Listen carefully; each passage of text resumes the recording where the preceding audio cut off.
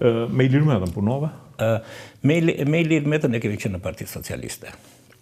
Sigurisht që nuk kemi pas marrëdhënie të mira, e them publikisht. Unë e kam konkuruar Ilir Metën 2001 me atë frymën modernizuese të forca politike, sepse ju e dini në Perëndim mund të konkurohet dhe me kryeminist aktual. Po. Bile njerë shoku Baton, ose Beton, nuk e di se ndaj do të, më ka kritikuar me një lloj arrogance, si guxon ti të konkurosh Ilir Metën në atë kohë. Është i dashuruar me kryeministrat. Është i dashuruar, po dashuria e madhe të vret. Dhe e kam konkur... E keni ndiu dashuria të ndur. Edhe kur u bë ai konkurim, unë kam letrën e Metës, se unë kam bërë një korrespondencë mirë për të shkruar dhe për ta lënë pas të shkruar, ku ai kërcënonte kryesinë ose ky të riqet nga gara, ose Meta kishte një ide fikse që unë isha i futur i Nanos. Në fakt, Nano nuk më mbështeti, më tha nuk është koha jote. Këtu jemi, ti e i ri, do punojmë bashkë. I thash, jo, këti duhet një mësim që mos të marrin pushtet absolut. Dhe u bë gara. Për herë të parë, vjedhja e votave në Partinë Socialiste ka ndodhur në atë garë, e denoncuar nga profesori dhe njëri i nderuar, Zabit Brokë. Po? Një burë, do të burë. Dhe pastaj, ndoshta me cinizmin e tij, Meta më ftoi, dhe kemi bërë një bisedë në kryeministri. Më tha ti e del punëtori e kështu. Hajde tha bashkë ta ndajmë Partinë Socialiste, ta ndërtojmë ne të dy. I thash, e para i thash sa është distanca jonë me Partinë Demokratike. Është ta 6%, 7%. E dyta, sa me Nano po të krijoj partinë e tij. Po do marrë edhe 10-15%. Po miri thash unë. Tani ne të ikim nga pushteti. Jo tha, ta marrim ne pushteti dhe Nano të vit negocioj me ne, jo ne me Nano. Ika dhe në mënyrë pa besë.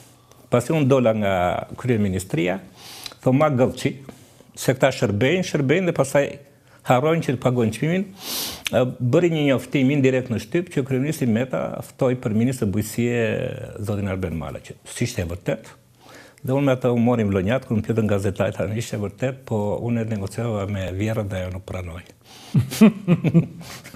Okej. Beni, megjithatë ka fjalë që Nanoja ka dashur të ta lejë ty Partinë Socialiste në 2005. Është e vërtet, jo vetëm mua. Nano ka bërë mesa diun 3 takime. Një ka qenë Ben Blushi, një ka qenë Petro Koçi, sipas, unë nuk e di dhe nuk i vërtetoj, dhe Nano më ka thirrur mua dhe kemi biseduar. Dhe më ka thënë, unë kisha fituar të drejtën për të shkuar në Harvard. Në 2002, kur Nano më kërkoi në qeveri, unë kisha fituar drejtën nga qeveria amerikane të shkoj në Georgetown University. Dhe ma prish atë projekt dhe kemi folur. Dhe e them, këtu çfarë i kam thënë Nanos pa deformuar asgjë. E para i thash, ju nuk investuat realisht për një zonësin tuaj. E dyta, është profilizuar në publik Edi Rama. I datë fuqinë e kryetarit bashkisë, unë s'kam qenë dakord dhe Rama e ditë mban akoma i natë. Unë kam qenë që kryetari i Bashkisë Tiranës të ishte o Ermelina Meksi si një ekonomiste dhe një grua dinjitoze, ose Spartak Poçi që ishte kryetari i Bashkisë Tiranës. I thash, e dyta, i dhash pushtetin në media, sepse ndryshe nga gjithë të tjerët, Rama, çdo punë me Ramën ta zgjidh vetëm ndërmjet medias, jo drejt për drejt. Po sepse vetë është produkt mediatik. Po është qëndrim shpërdorues, nuk është qëndrim kështu parimor. Dhe treta i ke dhënë kontaktin me biznesin. Tani i thash që unë, po do të mbështes unë, tha. Jo, që unë të ri aty, thash, të marr Partinë Socialiste. Dhe Rama i këshilluar dhe nga disa këshilltarë që i ka afër, që merr targën e Partisë Socialiste, atëherë ne do kemi vetëm një krizë. Nuk do kemi një parti unike. Dhe unë nuk e dua këtë version, dhe kam ikur në Harvard. Më kujtohet në këtë punë e partisë, kur ne patëm krizën e 98-s, Nano i mbylli telefonat edhe me Prodin, sepse edhe me ambasadat, sepse mendoj që e hëngrën mbrapa shtëpinë. Dhe thosh, unë kam bashkëpunuar me ta në Kuvë. Dhe kur ka folur me Prodi, nuk kam qenë prezent, po një nga kolegët e vërteton, i ka thënë Prodi që unë përfundimisht nuk duhet me politikë dhe duhet iki nga politika. Dhe Prodi ka thënë, Nano, po ne një jetë të punojmë për të marrë një parti, ti e ke në dorë dhe do ta lëshosh. Historia duhet shkruar në kënd përshtrimin. Jo, ka shumë legjenda për këtë. Prandaj po të pyes se ti ke qenë aktor i dorës së parë. E kemi bërë bisedën, ai ka qenë, më tha dhe do të mbështesë edhe unë, po unë nuk. Shiko, unë nuk e kisha dëshirën e madhe për të bërë një karrierë kush e di. Nuk kam binen që unë jam njeriu më i mençur apo më i miri. Por kam një gjë, dhe këtë vërtetoj, që unë kur e marr një detyrë o e bëj 100% o s'ka. Okej. Atëherë, ka një legjendë që Nanoja ju bë presion nga amerikanët që ta linte postin e kryeministrit, sepse qeveria ishte shumë e korruptuar e të tjera. Shumë më pak se sa sot, Berisha e kaloi, ka konkurrencë, nuk është se s'ka konkurrencë. Okej. Me rrugën e kombit dhe me këto nuk i bëri golat e vogla. Ta them unë rrugën e kombit si është bërë, por nuk ja vlen sepse rruga e kombit ishte më shumë një investim gjeopolitik se fizik. Në vërtet. Për të situash për të avancuar procesin NATO. Dhe antarësimi NATO gjëja më e madhe se çdo antarësim tjetër. Nëse NATO do të ishte ajo që ishte. Po, me vërtet. Duhet të kaloj pak momentin kur juve ikën në Harvard edhe u kthyehet në periudhën e parë, në mandatin e parë të Ramës, ose më saktë në mandatin e parë në opozitë të Ramës, në Partinë Socialiste. Ju krijuat një lëvizja për mendimin ndryshe. LMN bashkë me Ben Blushin, Marko Bellon, Andi Sarasanin Ndjes Past, edhe Kastër Islamin, dhe pati një mbështetje të mirë në 2 takime në Tiranë dhe në Durrës. Pas asaj u stopua. Filluan kontradiktat brenda LMN-s? Nuk duhet paragjykoj asnjëri. Ajo që duhet të them është që duke qenë iniciatori i saj dhe të prezantuar publikisht në Universitetin Evropian Tiranës në praninë të disa personalitete të Partisë Socialiste, duke filluar me profesor Mejdanin, nuk synonim një parti të re. Ne synonim brenda Partisë Socialiste të kishim një fraksion për të imponuar cilësinë e vendimarrjes. Mos ishte pak shpejt beni që t'i kërkohet dorëheqja në Ramës? Nuk kemi kërkuar dorëheqjen. Ne kemi kërkuar vetëm demokratizimin e partisë. Debati i me Ramën ka qenë dhe mbetet. Unë në përvojën time isha që Partia Socialiste duhet modernizoj përpara se të vinë në pushtet, ky ishte thelbi i lëvizjes. Rama thoshte do vim pushtet dhe pastaj do modernizojmë partinë. Por e vërteta ndodh që kur ti nuk e bën këtë ndarjen e pushtetit. Për shembull, ne kishim deputet që ishin dhe kryetar partie. Ne kishim kryetar bashkie që ishin në nivelet larta në kryesinë e Partisë Socialiste. Pra, pushteti ishte përqendruar në pak duar.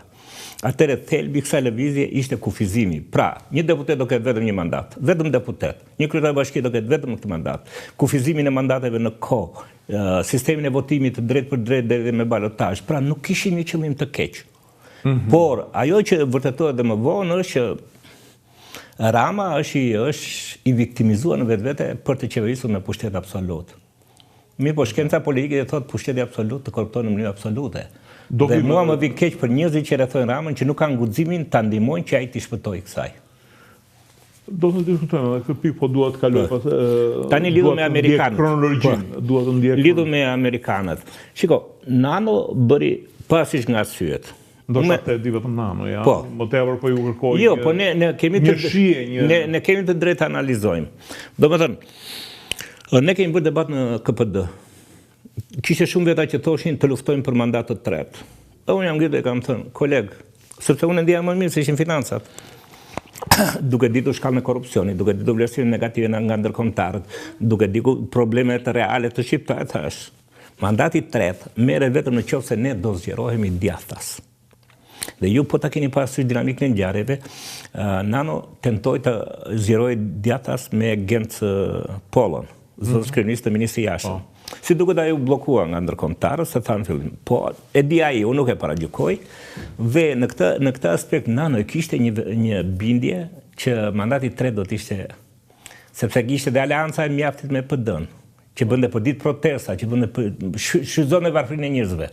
Megjithatë, ka amerikanët një vit mbrapa nuk morën asnjë takim me Berishën, as ambasada amerikane. Po Nano unë them që Nano ka ikur me bedijet plot, pasi se e kishte atë ambicien për president, pasi mos është një inat i Nanos lënia pushtetit Berishës, duke qenë se i thanë që shiko, mund ta marri pse apo jo ti, dhe nuk donte t'ia linte. Jo, nuk besoj ashtu, sepse po të tregoj rastin kur në 98-ën kur Nano iku si kryeministër, pati negociata me ndërkombëtarët, na mblodhin te selia e Partisë Socialiste, te kryeministria dhe tha shiko tha. është era e parë, po tani janë deklasifikuar ato dokumente. Ta amerikanët parapëlqejnë tha Ilir Metën, tha. Por unë, tha, nuk u mor asgjë përsipër dhe le ta zgjedh Partia Socialiste pa interferencën time. Si duke interferenca nën tavolinë ishte sepse u zgjodh Majko. Ke parasysh. Edhe për largimin, unë them që ka pas mesazh. Patjetër, por mbi gjitha ka qenë vetdia e tij që enough is enough. Dhe fakti që ai pati zhgënjim të madh nga politika, jo thjesht nga njerëzit brenda Partisë Socialiste, është fakti që ai ndarje me PS nuk e bëri teselia e PS-s. Ai e bëri teselia e kryeministrisë. Ai dha mesazhin e dorëheqjes si kryeministër dhe si kryetar partie dhe iku nga Partia Socialiste jo nga selia, por nga kryeministria. Domethënë, unë po iki një herë për gjithmonë. E qartë. Dhe nuk ka pas asnjë tentativë që ai të kthehet në Partisë Socialiste. Ka pas tentativa, ka testuar, mund të kishte mbështetje për të bërë president, por jo për të kthyer prapë. Dhe ajo që është pozitive në politikë, ai nuk mbajti grupe të gatshme militare për ta gacmuar PS-n her pas here.